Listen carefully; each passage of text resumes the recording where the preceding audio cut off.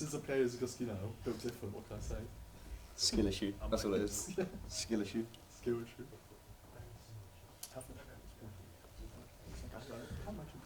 Okay. Are we live? Are we going? Are we on? In your own time. In my own time. Right, give me 10 minutes. I'm ready.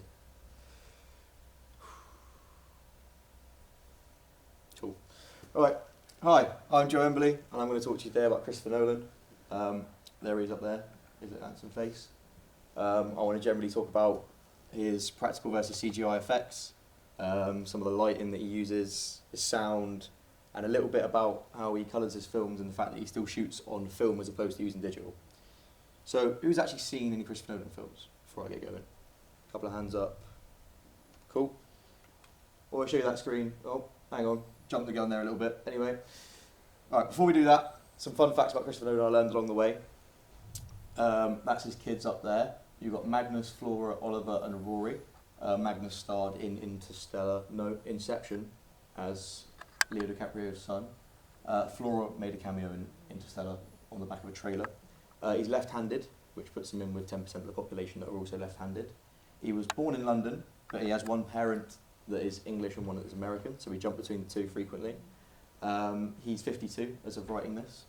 He also has a condition called dystonia, which was due to asphyxiation at birth, which means that he has random muscle spasms. It's similar to Parkinson's, but not quite as severe and not quite as frequent. And he's actually colourblind for the colours green and red, which I will touch on more later. So anyway, now on to the Christopher Nolan films.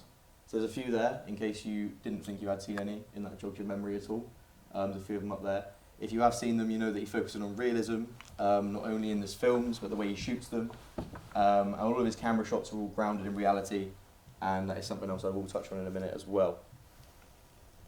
So, to start off with, in the beginning, he made a short film, or a few short films. Larceny there is an example of one of those short films. And then, I don't really want to talk about that today, I want to focus on his feature films. So Following was his first feature film. He shot that one on the weekends after work, with some of his friends, just having a bit of fun, making a good film. That was then noticed at a San Francisco Film Festival in 1998, and then that got him funded to film Memento, which then triggered a little chain reaction. So he filmed Memento, great success, everyone loved it.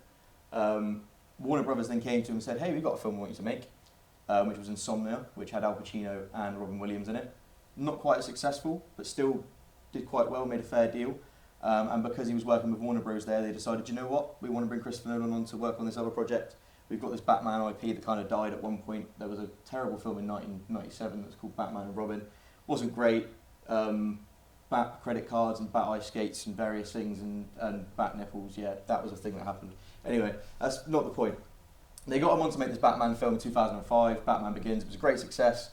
Everyone loved it, absolutely fantastic. Good show, let's get him make two more. So he made two more, also just as successful, and they started off a long relationship between him and a composer, Hans Zimmer, as well. So I've got a clip here I want to show you. I want you to just pay attention to how things move in this clip, and I'll go over it a little bit afterwards.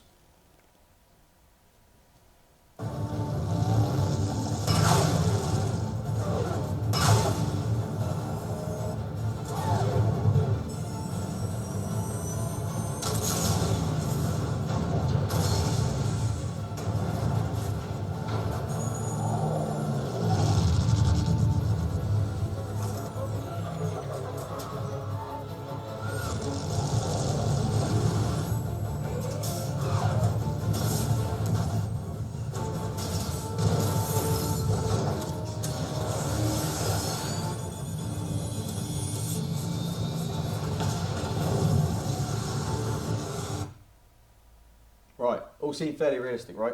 All looked pretty grounded. So, on the top here, I've got, on the left-hand side, are the things that were filmed practically and real. So those explosions at the top are real, and that one there, that little plane you see, that's actually a real miniature they built for it. I call it a miniature, it's not very miniature, it's absolutely massive, but they did build it in real life, and they wheeled it around the streets in a car that would have been there. They obviously painted that one out in post-production.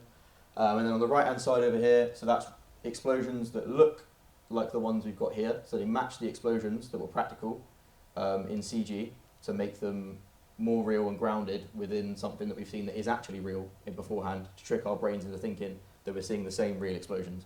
Same at the bottom here. The miniature was used there, and then in the next shot they used a CGI version of the vehicle, but obviously as we've seen a real version flying through the air beforehand, it then tricks us into believing that that one is also the same real thing we've just seen. And here we go, a couple of pictures. So there you can see the car that wheeled it around. Another thing about his miniatures, he builds quite big elaborate sets with them. Up there is from Batman Begins. He used this whole set of Gotham as an opening shot, establishing shot for one of the final acts. And then at the bottom here is just from Inception. A little compound at the end, there was a green screen around in the background, obviously that was composite into the film at the end. And they did actually blow up that little miniature, poor little thing, got completely decimated. So now I want to talk about his use of miniatures along with lighting as opposed to his effects. So with lighting, as you can see here, he lights his props and his miniatures with a light there, and then when that's in the actual film, the light on screen will be coming from the same spot that he lights there. So when he films it, the lighting seems much more realistic as it is an actual light, but obviously a couple of things are painted over. So the windows there in the final film have reflections on of other things and planets around, because that's from Interstellar there. Once again, from Interstellar over this side as well, there's a big planet underneath there, generating loads of light, which will go into the station. So when you see it in this wide shot, when it's finally composited into space, all the lighting matches up with everything else on the screen. Another thing with his lighting, it's slightly unconventional, is when he lights characters, they're often half of the face is shadowed, but it's the wrong half, if you look at it, we believe it's the wrong half. Slightly unconventional, but it's usually done to do with his character's shady ulterior motives and how some of his characters are always having a second agenda in the meantime. Now, I've got another little clip to show you now. I want you to look through this clip for the lighting and his signature lighting, and I also want to give it a listen.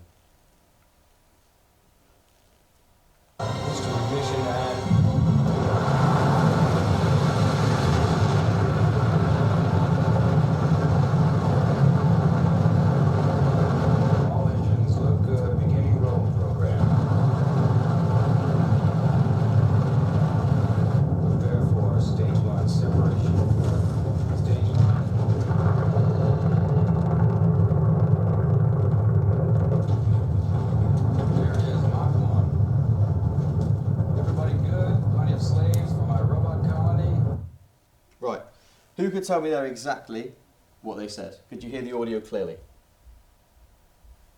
Nods, shaking heads, yeah? It was like mixed in with the sound effects quite a bit. Yeah, so you can't really understand the audio completely, but you can hear it, it's there, the sound, the dialogue, it all sort of blends into one together. So a lot of people criticise Nolan for this. So his sound design is more of escape as opposed to, you know, sometimes clearly hearing what's said. A lot of people complained about that in Tenet when that came out finally. That was where it really hit its head.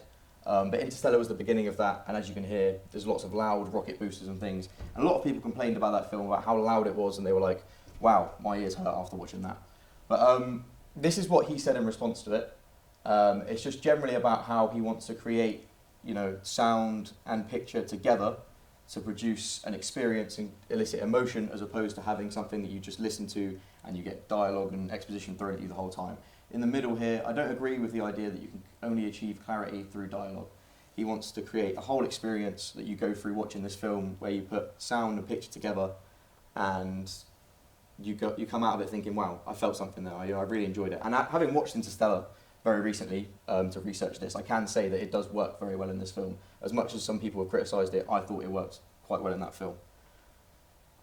So another aspect of his sound is his scores. He's worked with a few people over his time. The first fellow on the left here is David Julian. He worked with him on the film Following, which was his first feature film, and then he worked with him all the way up through to The Prestige. He had a little break in the middle on Batman Begins, which is in 2005, and that was when he worked with Hans Zimmer for the first time. And then obviously anyone who knows about Nolan and who he usually composes his films with, Hans Zimmer then worked with him for the following years, all the way up until 2018, when Tenet, or 2020, sorry, when Tenet came out, where he switched to work with Ludwig Göransson, who has done quite a few major projects recently. He worked on some Marvel stuff, so he did Black Panther 1 and 2. He also did some other stuff for Disney, The Mandalorian, Book of Boba Fett, and he also worked with Childish Gambino for a little bit, which is quite interesting because he made that song, This Is America, in 2019, 18, where it was quite controversial and a lot of things came out of that. I just thought that was quite interesting that I found along the way. So finally, I want to touch on how he uses film as opposed to shooting digitally. When he chooses to shoot like this because of the fact that he says it gives a more crisp and a clear outlook at the end. It's the classic way it's always been done, so why change it, you know? And one of the things about his films as well is that if you watch them, there's like a slight blue tint of blue colouring to it. Obviously, he's not colouring it digitally. You'd have to use a gel, this colour correction gel at the bottom. The process is called photochemical grading when you develop this film in the end. And to get this film to give the look that he wants it to have, obviously he applies the gel and has all those things. And the reason for his blue tints in his films is due to his colour blindness for red and green, obviously, so he can see the blue better. It's also quite a fun little thing. So just to summarise, he likes to use CGI as well as practical. Obviously people say he's a very practical director, he blows one big thing up and everyone's like, oh, he only uses practical effects. He doesn't, he uses CGI, but he uses it sparingly in places where, you know, it's more appropriate and to give greater effect to the CGI. His lighting is slightly unconventional, but with his lighting he does it very practically as well, also using that in the correct settings. His films are also very grand, always bolstered with a hell of a score in the background, and he tries to make an experience through the sound and the picture together. Obviously he's still shooting on film, and the reason for his blue colour in his films is due to his colour blindness and colouring when he shoots with film. Thanks for listening. Any questions? Thank you, Joe.